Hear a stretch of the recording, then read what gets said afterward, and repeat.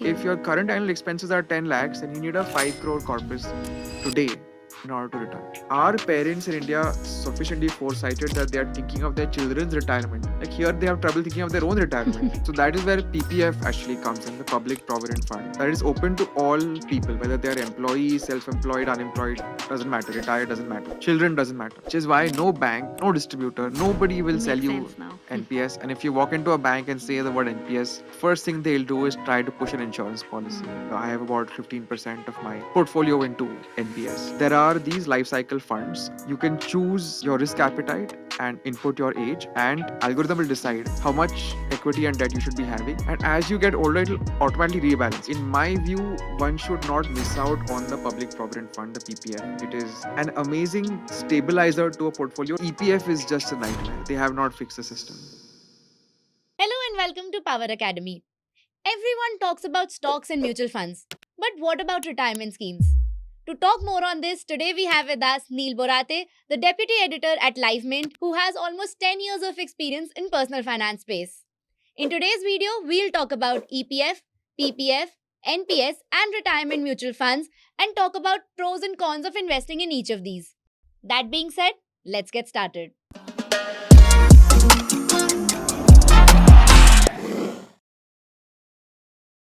Hey, hi Neil. Welcome to Power Academy. Thank you so much for taking out the time. When we decided to do this podcast on retirement as a concept, I thought who better to talk to than someone who is heading personal finance. And the first step that any personal finance advisor tells you is plan your retirement, right? And we are all in this bull run and everyone is chasing equity. But taking a step back and thinking about retirement, managing risk around that, it's very important. So, to start with, what's your take on how should one plan for their retirement? So there are a couple of things. One is the financial side of it, how much savings you need to have, and then there is the non-financial but equally important side of it, that what are you going to do Hmm. in retirement. On the financial side, of course, the key figure is the number. We have this thing called the 4% rule that comes from the United States. So you need to have 25 times your expenses to say that, okay, I'm going to sustain for the next 30 years. So that math comes from the standard retirement age of 60. You're expected to live another 20, 25 years. So you have 25 times roughly savings. And you invest that into a standard 60-40 portfolio, 60 equity, 40 debt. And that is supposed to last for the rest of your life. Now, in the Indian context, that math is slightly tweaked. So there was a study done by a SEBI registered investment advisor, Ravi Sarogi, and he published a paper on this where he said that the number was slightly lower. The withdrawal rate, instead of 4%, he said it was 3 to 3.5%. So maybe that 25 times will go to 30. Of course, it won't completely skew the math, but you have to be a bit more conservative. So that's Okay. how I think of the financial and the non-financial side. Got it. And does this number change along the years because life happens? So today, if I think and 30x of my say expenses, but have you seen in people you have spoken to also this number changing as they age? Yeah, so that's really important because the 30x comes if you retire at the age of 60. Hmm. But a lot of people want to retire much earlier than that, as all of this enthusiasm around fire. So then you have to think of it as a multiple of the number of years that you have left to live, Hmm. or that you think you will live. So say that you're retiring at the age of 30. Okay, you're like super, you made it in life. So you expect to live 50 years, let's say age of 80. So you have to have 50 times your current annual expenses. So Aha, if okay. your current annual expenses are 10 lakhs, then you need a 5 crore corpus today in order to retire. Oh, okay. This is a very, interesting and important takeaway. Now, as we move into the instruments, how to invest and where to invest in for retirement, there are multiple things. And, we'll start with one that's the most basic, which we see in our salary slips every month getting deducted, is EPF. So let's start with that because I think all of us know that, okay, 1800 bucks is getting deducted, but we don't have a lot of visibility. So could you help our audience with what EPF is, where does it invest, and what are the benefits of investing in EPF? Sure. So for most employees, EPF is actually mandatory. There is no choice because EPF is an act that applies to all organized sector companies. And 12% of the basic salary gets deducted from the employee's paycheck. It is matched by 12% from the employer's paycheck. And then the EPFO gives returns on this invested amount from both sides. And usually it gives returns of 8% roughly. Okay. And that return is tax free so long as you are in work. But there are certain drawbacks, certain areas where EPFO is nothing close to building a retirement for you. So I would say the first issue with it is that it is 12% of your basic salary, and companies always keep basic as a small fraction of the actual C2C, Right. which is why you have figures like 1800 rupees or something Exactly. thereabouts. Yeah. The second thing is that it is an 8% number, so equity typically gives in the long term higher numbers than that. And the third, of course, is operational in the sense that people have huge issues dealing with EPFO, with withdrawals, etc. We'll talk about that more. But for these reasons, EPFO is good, but it's not going to get you to where you want to be in retirement. Got it. And who manages this money? Like for mutual funds, there's a fund manager who manages the EPF money. So the Employees Provident Fund organization is the nodal agency, and That's government agent. that's a government body, and they delegate the management for the equity part to these mutual fund houses only. So typically, public sector ones, SBI mutual fund, for example, manages a big chunk of EPFO equity money. Oh, okay, understood. There's very limited visibility that where does the money get invested? Is it in equities? Is it in debt? Mhm. Where is that? And actually, let's start with that. I'll move to the Sure, corresponding sure. thing. So until a few years ago, it was entirely in debt, in Okay. bonds. Then they took the historic decision that they would invest initially 10% of the incremental corpus. So, incremental being the fresh money that flows in each year, not the older existing corpus, Okay. which they then hiked to 15%. So, currently, 15% of the incremental flow of money that goes into the EPF gets invested in equities through index funds, not direct stocks. It goes through index funds, but that Okay. allows them to get a bit of a kicker, and that Okay. lets them sustain that 8% return rate. Okay. Okay. So, Neil, we were talking about the split between pension component and the insurance component. There's little known about this, but I think the contribution is divided into these two parts. Could you shed some light on that? Yes, so EPFO has a couple of associated components, some of them under different acts. So there is the EDLI, the Employees Deposit Linked Insurance, and there is ESIC, the Employee State Insurance, uh, which is the health insurance part of it. Now, these associated components usually apply to only workers at the lowest salary threshold. So, most people in white collar jobs would never have to deal with EDLI or ESIC. Okay. And of course, the amounts are not high. Like EDLI is 7 lakh max insurance. We could pay a few thousand rupees and get a crores worth of term insurance. Um, so they are there, but they are more sort of for the blue collar workers. And even there, they don't do a great job, which is why we argued in the recent article that they actually represented tax. If you all put them all together, it's like a 35% tax on the workers of India. Um, Oh. but that's how it stands.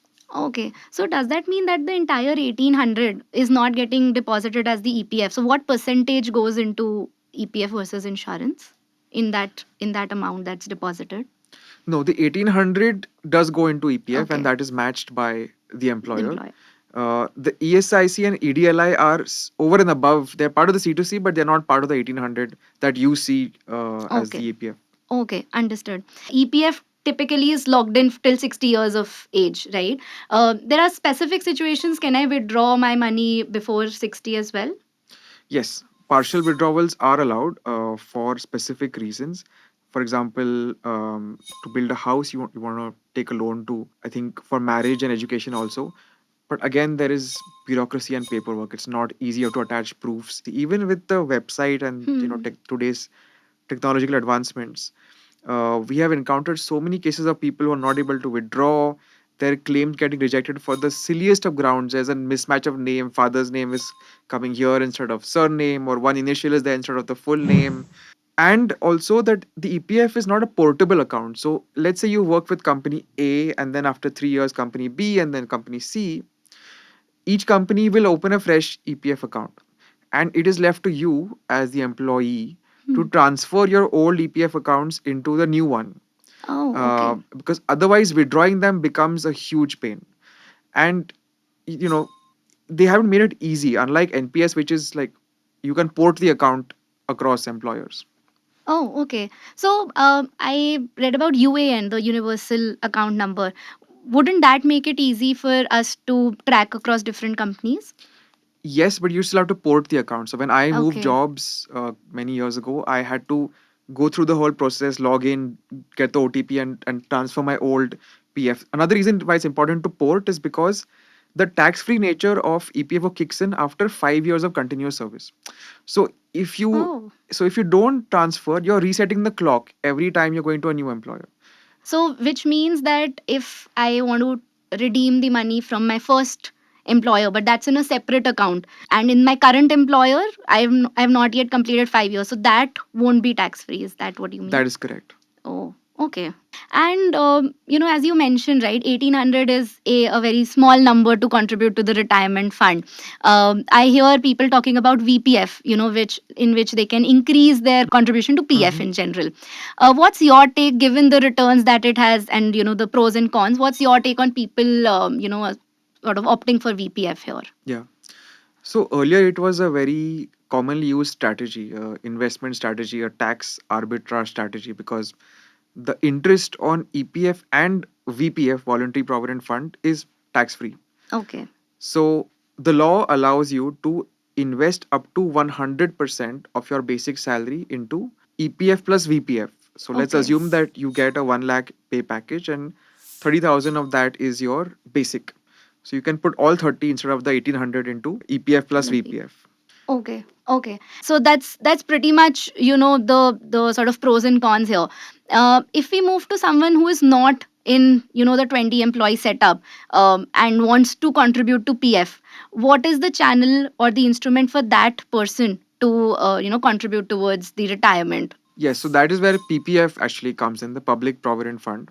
That is open to all people, whether they are employees, self employed, unemployed, doesn't matter, retired, doesn't matter, children, doesn't matter. Okay. So the PPF, you can contribute up to 1.5 lakhs per year. Okay. And the PPF is an account that is handled by the government directly. So although the banks administer it, the banks don't invest your money. The Okay. government does. So it's government guaranteed. Okay. And the PPF interest rate is decided every quarter, but typically is from 7 to 8%. So slightly lower than EPF, but still not bad, given the fact that it is also tax free. Why the difference? Like, EPF is also managed by the government, right? Why the difference of returns between EPF and PPF, from my understanding? So, although EPF is technically managed by the government, it's under an autonomous body, the EPFO, which has an autonomous corpus that it manages. Whereas in case of PPF, it is directly the central government which is deciding what return you will get. Okay, okay. And could you walk us through the process of setting up a PPF account? Because in EPF, it's easy. My employer does it. Yeah, It's yeah, hardly my involvement. For yeah. PPF, could you help our audience with the process? Yes. So you have to walk into a bank. A lot of people think that only SBI or nationalized banks have PPF. That is not true. A lot of private sector banks have enabled PPF. Okay, To give you a few examples, Axis Bank has PPF. okay. They give you the standard form. If you have your Aadhaar card with you, if you have your PAN card, it shouldn't take more. It shouldn't take more than one trip to the bank to get this open. Okay. Okay. And are there some restrictions in terms of lock in, withdrawal, as in the case of EPF? Yes. So the lock-in period is 15 years, 1 5. They do allow premature withdrawals again on specific grounds, but you have to then fill a form and get some money out. Okay. But given the powerful compounding nature of this instrument, as far as possible, one should not withdraw from the Hmm. PPF. Got it. And if you do a premature withdrawal, are there penalties, or is that taxed then? So one of the things that you can do is take a loan, and the loan interest is 1% above the PPF interest. So let's say PPF Oh, is, okay. so let's say PPF is giving you interest of 7.5. They will charge you 8.5% as the loan. Okay. So then basically you don't have to break the compounding and Yeah. also avail the money. Yes. Okay, okay, interesting. So, in terms of the process of withdraw, how would you sort of compare EPF versus PPF?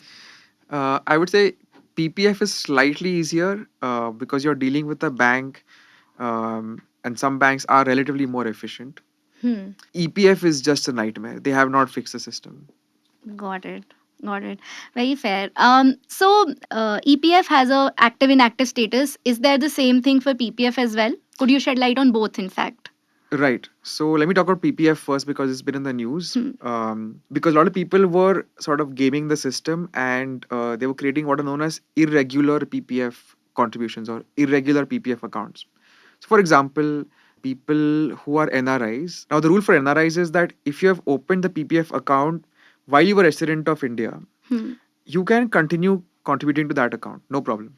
But when that account matures in 15 years, you cannot then extend the account. Okay. If you do extend the account, it becomes what is called an irregular account. So a lot of people are doing this, and that form for extension did not check if you're resident or not. So they were earning interest on it as well. So this latest Okay. circular by the government has clarified that those will be treated as irregular uh, PPF accounts. Okay. Then for minor, people who have children, they're allowed to open an account in the name of the child, Hmm. but the combined contribution for parent and one child cannot exceed 1.5 lakhs. So again, people were putting 1.5 lakh here, 1.5 lakh there, Hmm. irregular. And the government in its circular has said that in each case, what it'll do in some cases, they'll only pay the post office savings bank interest, which is 4%. Okay. In some cases, they'll not pay any interest at all. So that's PPF. EPF tends to be inactive once you leave your employment and there are no contributions to that account. Now they still Okay. keep paying interest into it, but you have to keep in mind that that interest becomes taxable. You're only getting tax-free interest so long as you're employed and governed by the PPF, by the EPF Act. Oh, okay. So if whatever corpus I have in my EPF account, now if I'm not working, the interest calculated here on will be Will be taxed. taxable. Oh, okay. So then that would change a lot of calculations at the time of Yeah, maturity. yeah. Okay. I think that's also one point less talked about and less known about. So I think thank you for sharing that. And given that, both of these instruments are in the 7-8% more debt focused, Hmm. what's your take in investing in them altogether or making it like a substantial part of your corpus vis-a-vis the other instruments that are used in retirement? So there are various laws which don't allow you to make it a substantial part of your corpus. For example, PPF is capped at 1.5 lakhs per year. Hmm. EPF is capped at 100% of your basic salary. And even if you were to game your basic salary, that you have a massive basic salary, there is a 7.5 lakh overall cap on annual contributions to all of these accounts, EPF, NPS, all put together. If you do more than that, then the return become taxable. So you really can't make them the Okay. centerpiece of your strategy. They can be a nice allied part of it. Got it. And what is your take? Should we avail for the maximum limit? Like any strategy on investing in these instruments, when you're thinking about your retirement portfolio? Yes. So, in my view, one should not miss out on the Public Provident Fund, the PPF. It is an amazing stabilizer to a portfolio. Let's say that you have invested, you're a young employee, you have many years to go, you've put a lot of money into mutual funds, into stocks, etc. That is volatile, that's market linked. Right. So, PPF will add that stability. It'll give you your 7 to 8% a year, government guaranteed, no problem. Worst comes to worst, you can fall back on it. Got it. Got it. Very fair. So I think this helps a lot to understand what these instruments actually are, where they invest in, the interest rates of both lock-ins, pros and cons. So thank you so much for sharing that. Let's start with Neil. What NPS is? While the traditional EPF, PPF, they are investing in debt. This is more into equity and hence the higher returns.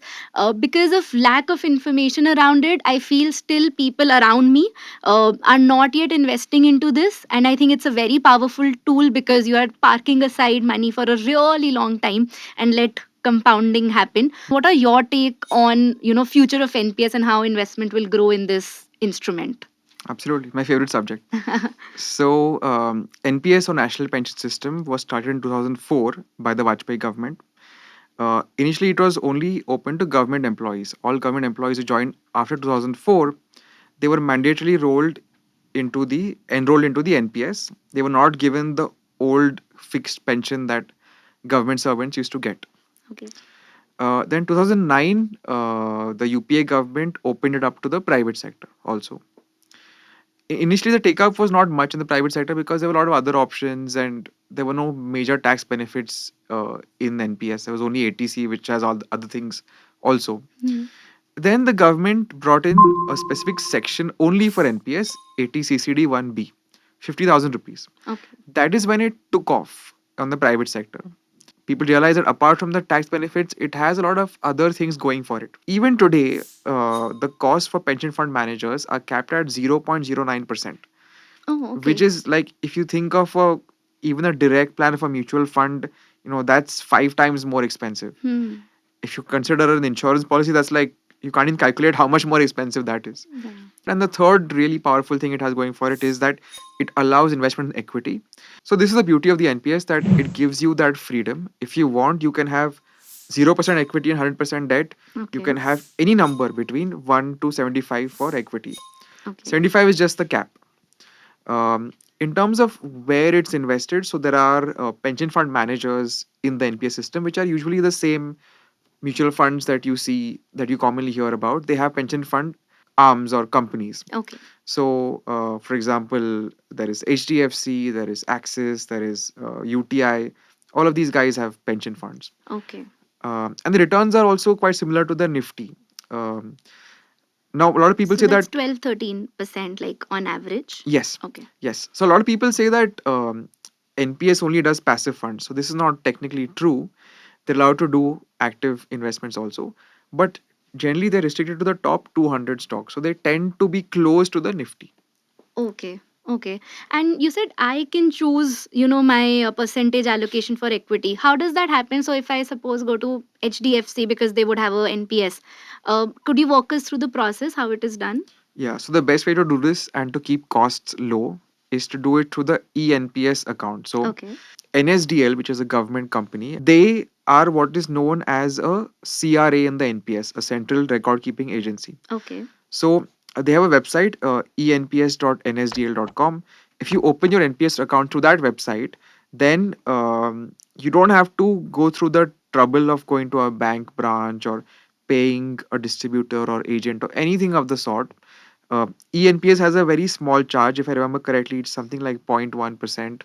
And you can straight away, if you have your Aadhaar and your PAN card with you, then it should not take more than a day to open an NPS account and you can start contributing. Oh, okay. And I think within NPS also there's tier 1 and tier 2. Could you throw some light on, these two kinds of schemes? Yeah. So tier one is the main NPS account. It's the retirement account. It is locked in until the age of 60. You are allowed to withdraw up to 25% of your corpus, again for specific reasons like children's education or you want to buy a house, etc., etc. And those withdrawals are tax free, by the way. Okay.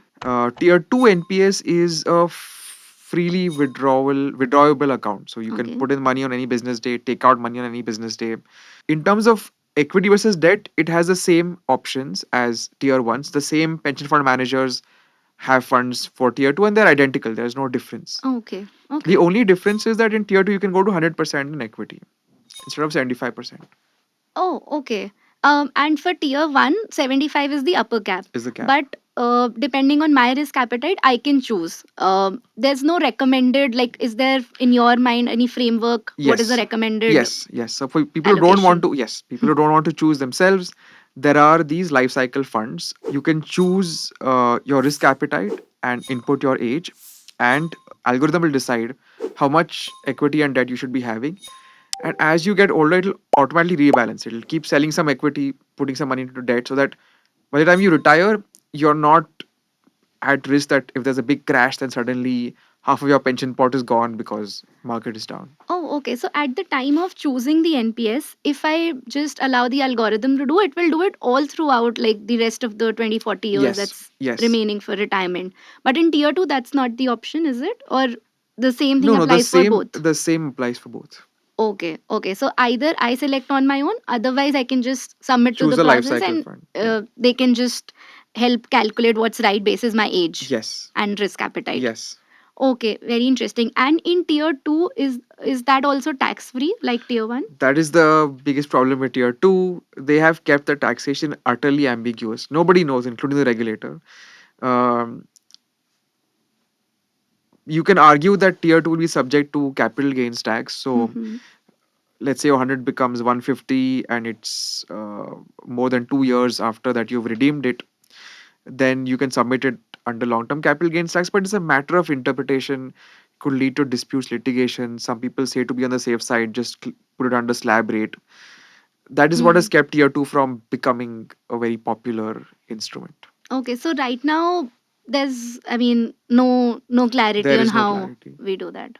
Okay, okay. And what's your personal take, Neil, on this? Because why it's not as well talked about as in mutual funds, and I might be biased because we are in the middle of a bull run and everyone is Yeah. screaming Yeah. equities at the moment. What's your personal take on how NPS will grow? It has grown a lot in the last year. I think Yeah. there's been a substantial rise in investments. Yeah. Again, could be contributed by the bull run, but what's your personal take, and have you invested in NPS? Yes. I have about 15% of my portfolio into NPS. The issue with NPS is that it is more tightly bound by rules. So, like I Okay. said, the top 200 stocks is the focus of most pension funds. Whereas with mutual funds, you can take riskier bets. You can go into small cap funds and you can go into sector and thematic and really ride the wave. Um, the other thing, of course, is the lock in. People do not like having their money locked away. Mutual funds you can redeem at any point of Hmm. time. So that's on the choices side. On the distribution side, the commissions in NPS are almost non existent, Ah, okay. which is why no bank, no distributor, nobody will sell Makes you sense now. NPS. And if you walk into a bank and say the word NPS, the first thing they'll do is try to push an insurance policy. Hmm. Makes sense. Now, NPS also has, you were mentioning about withdrawal, right? Could you throw light on what's the withdrawal process like in NPS? Is it as tedious like in the previous instruments, EPF, PPF we were talking about? Thankfully, no, because NPS utilizes the NSDL and the other CRAs, which are relatively, in terms of technology, they're okay companies. Most of the process is online. So it's easier to withdraw from. There are no big issues there. What people complain about is the rules themselves that lock them in until the age of 60. The other issue that people have with it is the annuity. So at the time of retirement at age 60, 60%, 60 of that corpus is tax free withdrawal. Okay, 40% has to be compulsorily used to buy an annuity. right. An annuity, for people who don't know, is a fixed stream of income. It's basically a pension that you get by paying a lump sum to an insurance company. Now, people complain about the rates. The rate on that tends to be in the 7 6 7 odd % range, which is not great. Okay, And people argue that that's tax that's free. no, it's not. That's not. No, Hmm. that's the other not great thing Yeah. about the annuity. It's taxable. And the other reason why people complain about it is that they say this is today's rate. As we get older, that rate is going to Hmm. come down massively. So, not going to be a good deal. To which my counter argument normally is that you don't need the money really until you're 70. You have some other income coming in. Hmm. You're doing freelance work. You have dividends, etc., etc. That allows it another 10 years to compound 60 to 70. Hmm. After 70, let's assume that you don't have too much other income, right? Your salary, everything else goes away. Then even if the annuity is taxable, you're going to be in the bracket that it Hmm. doesn't matter. So Understood. that's when you start taking the annuity. And then what happens is the annuity rates also start shooting up, because annuity in one of its forms called annuity for life is a bet on your life that the annuity stops after you die. Hmm. And in that kind of annuity, the later you buy it, the higher the rate becomes. It goes into double digits at some point in your life. Like, Oh, just okay. imagine 12% guaranteed income Hmm. from an Hmm. insurance company. The only catch is you have to live, and Game it's of it's yeah, it's a probability. game of probability. Understood. So basically, the 60/40 ratio that you mentioned, that's applicable across both tier 1 and tier 2 schemes. No, tier 2 is, as I said, fully withdrawable at any point of time. So you don't have to worry about the. Okay. So there's also no lock in, or There is no there's lock-in. no lock in. So it's basically an instrument as good as, say, investing in Yes. mix of equity and debt Yes. Yes. yourself Yeah. Oh, independently, yes. otherwise using this. Absolutely. Understood, understood. So, in tier 1, where the 60/40 split is, can we change this split as we age, or is it like a fixed split, 60/40? No. The way it works is that when you decide to withdraw, as in your corpus matures, that is when that 60/40 crystallizes. So Hmm, let's say that you decided to defer your pension. So you're 60 years old, but you don't need the money. So correct. age 70 is when you're going to start taking it. So at that point, whatever is 60%, you can withdraw tax free, 40% has to be annuitized. Okay, but that's fixed, like 60% I Oh have to yes, withdraw. you That's can't what. fiddle around with. But you can increase the annuity, so you can make it even 100% annuity, but you can't go the other way. So you can't make the annuity below 40. You can't say I want to withdraw Okay. 100% right away Okay, so minimum 40% you would have to to annuitize. annuitize. Okay. In terms of eligibility of opting for NPS, what's your take on the all citizens model here? Yeah, that is the beauty of NPS, that it is, as the name suggests, open to all citizens of India. So whether they are employed, unemployed, retired, children, or NRIs for that matter, as long as they remain citizens or even OCI card holders, they can contribute to NPS and keep up that retirement pot. Got it. Is there a cap to how much they can contribute? No, that's the other beauty. There's no upper cap at all.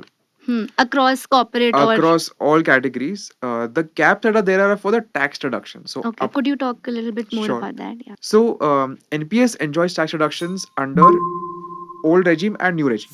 In old regime, the tax reduction is under section 80C up to 1.5 lakhs, under 80 1B, which is 50,000. So total 2 lakhs. Hmm.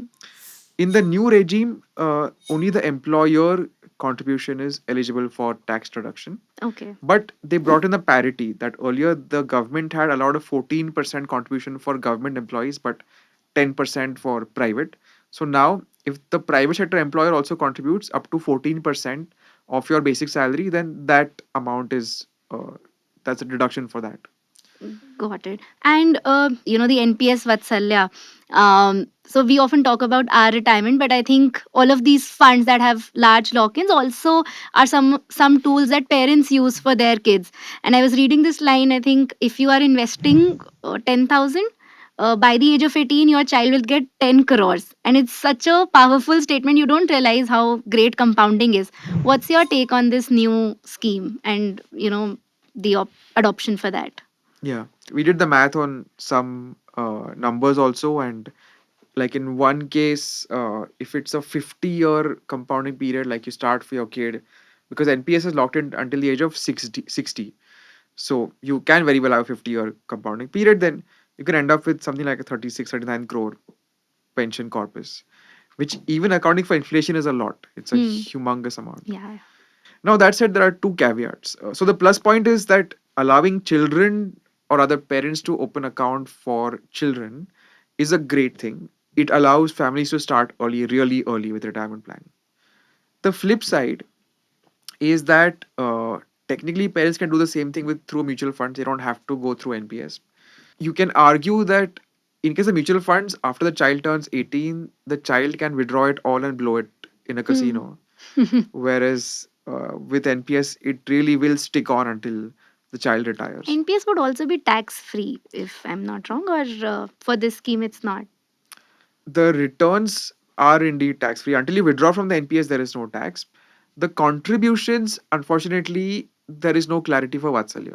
Okay. That do they qualify under ATC or not? Do they qualify under ATC 1B or not? Of course, if you're on the new regime, it doesn't matter because you've given up that anyway. Mhm. But that's a relatively minor point. The bigger central point at heart is that are parents in India sufficiently foresighted that they are thinking of their children's retirement? Like here, they have trouble thinking of their own retirement. Um, but for that set of really foresighted parents, really, people who are planning massively ahead, this is great. Your giving your child an incredible gift.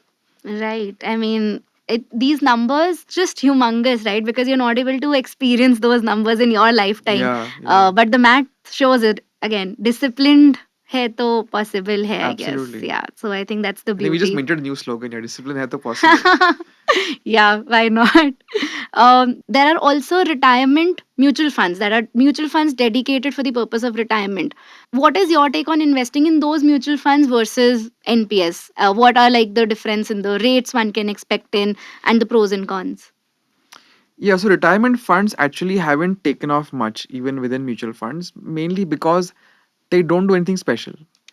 You can have a flexi cap fund or a Hmm. multi cap fund which will achieve the same purpose with more flexibility. A lot of these funds are small, so they have higher expense ratios. They're not the flagship funds of Hmm. fund houses, so they are not getting the same attention that a flagship fund would get. Versus NPS, we go back to the same question of more flexibility in MF versus less in Hmm. NPS in terms of lock-in, etc.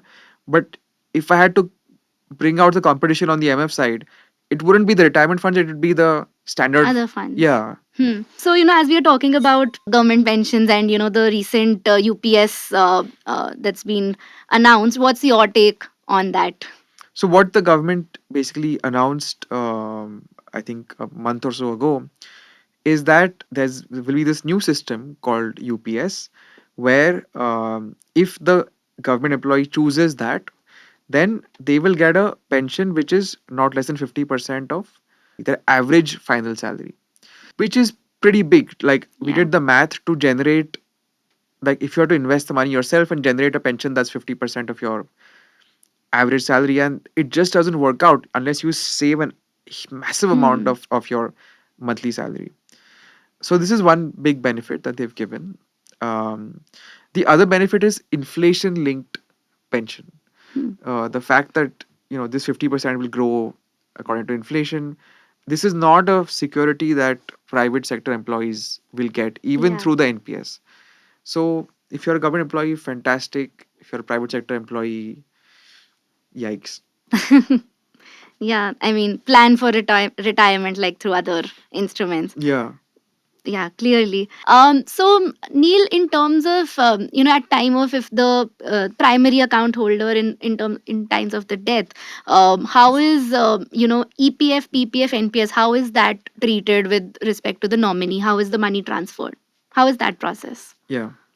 So it's really important to get nomination done for all three. Nomination will take care of EPF, PPF, and NPS. Basically, the relative accounts will pay the nominee and then they are out of it. Then, if your legal heirs are different, then that's between the legal heir and the nominee.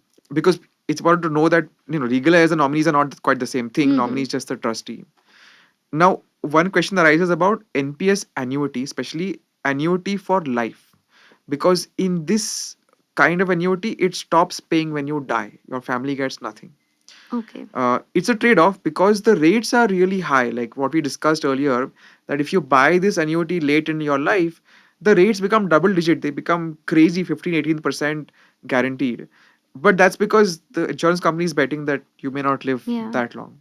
Hmm. So that's the only caveat to take into account. Even in NPS, there are annuities which do come back to your family after you die. They have lower rates. So you don't have to go for this kind of annuity, but if you do, just keep this in mind. Got it. And how does the nominee holder go? Like, how does he or she claim that? Like, through these websites? Can you also, for our audience, tell the respective portals to go to in that situation? Yeah. So for EPF, there is the UAN linked portal. Ideally, your account should be linked to your UAN, and that allows a smooth succession process. With PPF, it is through the bank. There is Okay. no PPF website. As with all your bank accounts, it's the same process. With NPS, if you've opened your account directly through ENPS NSDL, then you have to deal with them. If you opened your account through a bank, then again, the bank. Got it. Understood. So great. I think wrapping up, final question. We discussed three key asset classes here: EPF, PPF, and NPS. Definitely, some part of money we should park aside. Just for the sake of not touching that money for the long years. What's your take on what is recommended for which kind of person? Any framework that you suggest to people? Yeah. Yeah, yeah. So I think of it as an income related split. Anyone whose savings are close to the 1.5 lakh level per year, for them something like a PPF is great because it's maxing out that limit. Hmm. And ideally, if they have a little bit more than that, they should put money into SIPs and have a growth component also. But as people rise in their careers and their salary savings far exceed the 1.5 lakh limit, then NPS is a no brainer because there is Hmm. no upper limit to NPS, and there is no commitment to every year you have to put 5 lakhs or 10 lakhs. One year you get a bonus, you put your 10 lakhs. The next year you don't, you leave it. You put the minimum amount, which is 1,000 rupees. So it's very flexible that way. So that's how I see it, that early in your career, and when you have lower levels of income, get started with the PPF. As you have more and more money to spare, then use NPS more strongly. Got it. Understood. I think that clarifies and gives a great framework for us to navigate our, financial choices around these three asset classes. So thank you so much for sharing all of this. This has been wonderful. My pleasure. Thanks for having me. Great.